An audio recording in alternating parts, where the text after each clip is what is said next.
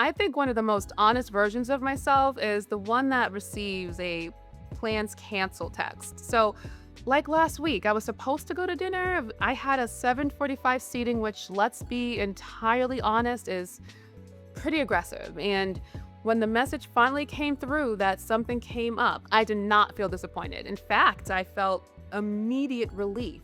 I just thought, oh, so we're not doing that? And let me tell you something, I had a whole performance ready and I had the gorgeous but impractical shoes. So when I told them I was sorry to hear that, I really wasn't. I finally reached an age where I realized the absolute highest form of luxury, it isn't access, it's strategic absence.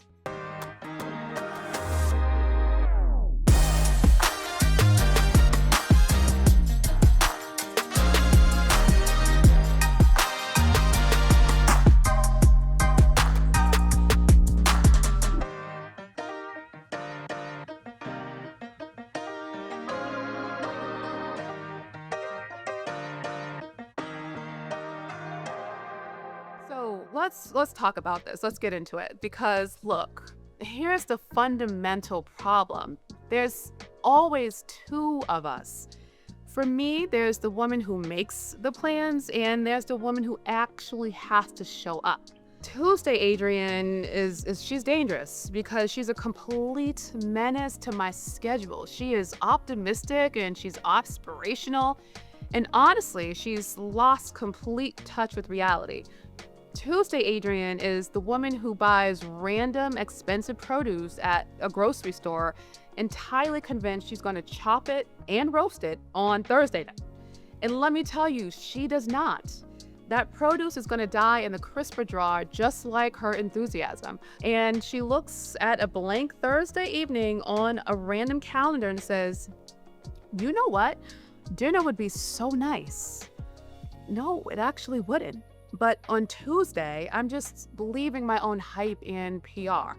I then tell myself, well, I'm fun and I'm available and I can absolutely do a full day worth of work, manage my 3 kids, and show up somewhere at night with a full personality. I've convinced myself that I actually want to hear what everyone else is doing. And let me tell you again, none of those things are true by Thursday. Then Friday shows up and we have a massive problem. And by we, I do mean me, because the woman who actually has to go to dinner is running on a completely different operating system. That woman has been in back-to-back meetings since 8:30 in the morning, and she's been translating corporate nonsense all day to something that people can actually nod to and sometimes digest. She has also spent 8 hours making expensive and high-stake decisions for 1,000 different people. She's managed at least one fragile ego, and that didn't legally need to be her responsibility, but somehow it was. So by 6 p.m., when I say I'm not just tired, I am entirely done. I have decision fatigue on a whole other level. And let me tell you something else. When I go home and I walk through the door, the front door, and I am hit with a wall of domestic compression, everyone needs something immediately. For me, within 5 minutes, my 1-year-old has wiped something like aggressively green in all my clothes. I've stopped asking what it is because I just accept that's what it's going to be. And my preteen is looking at me perpetually bored and unimpressed, like my mere existence is at best a mild inconvenience to her day. Then meanwhile, here comes my 18-year-old FaceTiming and spiraling over her absolute slightest inconvenience, demanding that an adult to your adult help her handle it. Now, it never really requires escalation, but congratulations, it is now our problem because I'm mom and it's definitely my problem. So that woman is looking at her bed like it is a sanctuary. She's looking at her calendars as well like they're a prison sentence because they absolutely feel that way. And then when she wonders why Tuesday Adrian was so unbelievably reckless with their share time, because plans are always easy to make when you feel like your best self. You make them in your 20s because you have a desperate fear of missing out. And then when you're in your 30s, you're just coasting on the lingering delusion that the weekend is actually recharging you. You assume that the energy will survive till Friday, and it actually never does. But for me, by Friday, I'm pickier and I'm quieter. I'm more honest and I'm far less polished, and that is okay. But I'm absolutely not interested in hearing a story that begins with a highly detailed recap of your trip to Tulum, or better yet, like a step-by-step walkthrough of a completed kitchen renovation. And please know, I say this with so much love in my heart, but I absolutely do not care where you came back from. I do not definitely care about your kitchen renovation, but I say that respectfully, of course. So now you're just in it, right? You're in it. And the one thing you're absolutely not going to do is cancel first. Absolutely not. Because the second you do, you become that woman. You become the one that people have to start adjusting for, and you become the one who just can't handle it all. So what do? You pull into your driveway after work and you do some back of the napkin math in your head, and you have exactly 45 minutes to wash your face, change your clothes, and put in a little mascara and leave for the restaurant. But instead of going inside, you sit in your car and you just stare at the screen of your phone. And that's when you start hoping. Now, you're not hoping for anything serious, obviously. You just need something useful, something you can actually have in your back pocket. You're bartering with the universe for a childcare issue, a sudden conflict, or something that's perfectly clean. And when that text finally comes through to tell you that they're drowning, it is absolute perfection, because naturally, you just offer up the fake empathy, the, oh no, I hope everything's okay because I was so ready and I totally understand. And you weren't ready because you're still sitting in your car midway through mentally unclasping your bra and taking your pants off, deeply committed to staying home. Now, emotionally, you've left the building 3 hours ago, but the lie is the final act of kindness. It's the late service we just offer each other. We deliver the empathy, we pretend like we're sad, and then we close the tab so everyone can just go to sleep. It's this weird mutual delusion we've all agreed to live with just to protect the illusion that we all have it together, even though we know we absolutely don't. Because if we're being honest, what just happened is so simple. It's a matter of you did not want to go, you were not going to cancel, so you waited. They canceled, you performed the disappointment, and everyone got to go home relieved. That's the system. Now, of course, the group text is a completely different ecosystem. A dinner reservation with 4 women is highly volatile and unpredictable at best. One text collapses the entire house of cards, and it's the text it's the, hey ladies, I'm so sorry, but... And the second that first woman drops out, the seal all but breaks. And it's an absolute race to the bottom after that, because no one wants to be the remaining 2. You're suddenly trapped for 3 hours of direct eye contact with no buffer, with someone you barely know because there's 9 degrees of separation from you. So you're just sitting there watching the gray little typing bubbles pop up and disappear. And everyone is aggressively drafting and scrambling to construct an airtight alibi.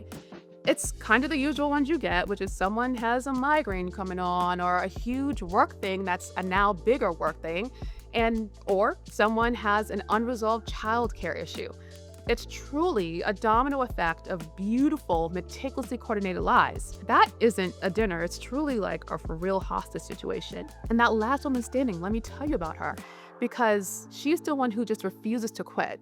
It's the logistics negotiator who replies with something like, oh, well, we can still go. It's just the 2 of us. Or let's just move it to my neighborhood. Y'all, we don't trust her because she lacks the basic survival instincts. And by the way, dinners are just the baseline. The real violation of your peace is the weekend daytime plan. Weekends are supposed to be a no-go zone. They're for you, but Tuesday, Adrian thought 1 p.m. brunch on a Saturday in the South End was a great way to catch up. But do you know what a 1 p.m. Saturday brunch does? It destroys your whole day because you can't relax in the morning because you're constantly looking at the clock, calculating when you need to shower.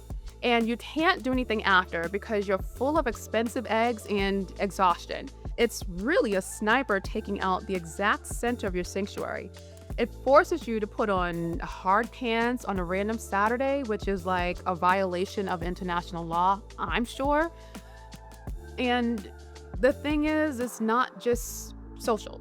I know you'll agree that intoxicating relief just isn't reserved for our Friday nights or our Saturday afternoons because it happens at work too. We've just fetishized being busy to the point where time feels like it's a failure of productivity. When a meeting gets canceled, we don't call it a break, we call it getting time back.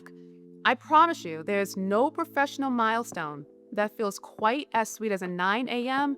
moving to next week. Or better yet, maybe you happen to hit the Holy Grail and you get the TBD. Now, that notification pops up. Your meeting is canceled, and now your calendar turns white. And suddenly, the hour reserved for performing executive excellence is entirely yours. So you don't circle back, and you definitely don't catch up on emails. You just close your laptop because it's a tiny private win, and you want to keep that to yourself. 60 minutes where no one is allowed to ask you for anything. And what do you actually do with that hour? Nothing. Absolutely nothing. You don't need to read another industry letter. You don't need to optimize your workflow. You literally sit in a chair and look out a window and you just exist. We just talk so much about efficiency and life hacks and maximizing every minute of the day. But that stolen hour, it is a total rejection of optimization. It is the one moment of an entirely unrushed life that you get all week. And so you deserve to guard it fiercely. And honestly, a standing rule here, if you're relieved when it's over, you probably shouldn't have said yes. Because whether it's a meeting or a dinner, the cancellation isn't complete until you perform the ritual of the ghost reschedule. You just can't let the plan die a dignified death. I mean, what's the fun in that? It has to be buried in complex logistics. It's the let's look at next month. I'm underwater until the 14th. So you start throwing out dates in an entirely different fiscal year that doesn't even feel real yet simply because they're too far out to matter right now. So you suggest a Tuesday lunch in 6 weeks anyway, knowing full damn well you really hate that idea more than tonight's dinner. It's a phantom invite. We exchange these imaginary dates to soften the blow, but we pretend to be devastated when we are actually desperate to just wash our faces and go home and sleep.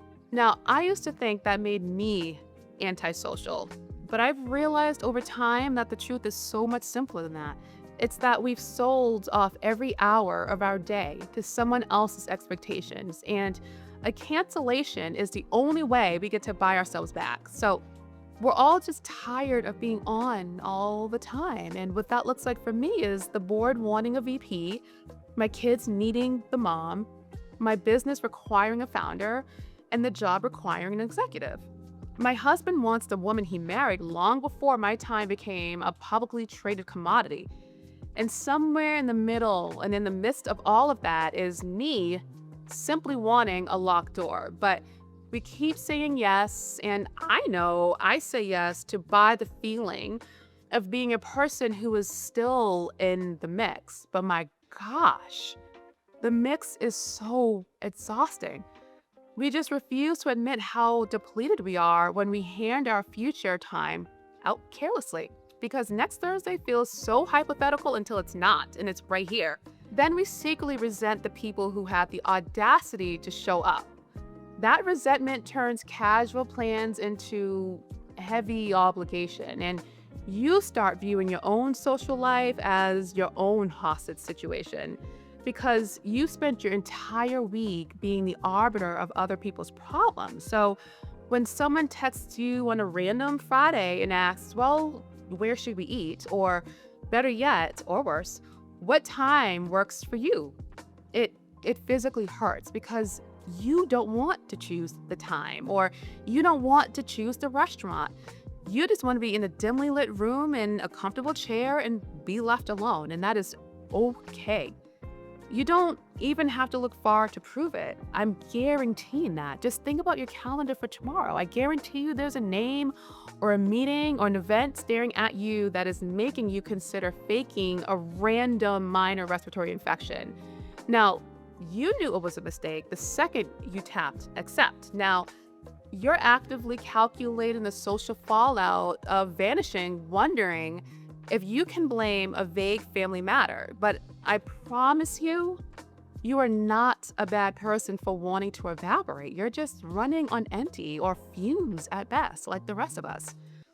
Now, I could sit here and tell you to set firm boundaries or say no or protect your peace. It's all the rhetoric we've known and that we've read on LinkedIn. But we know that's not going to happen, and that's okay too.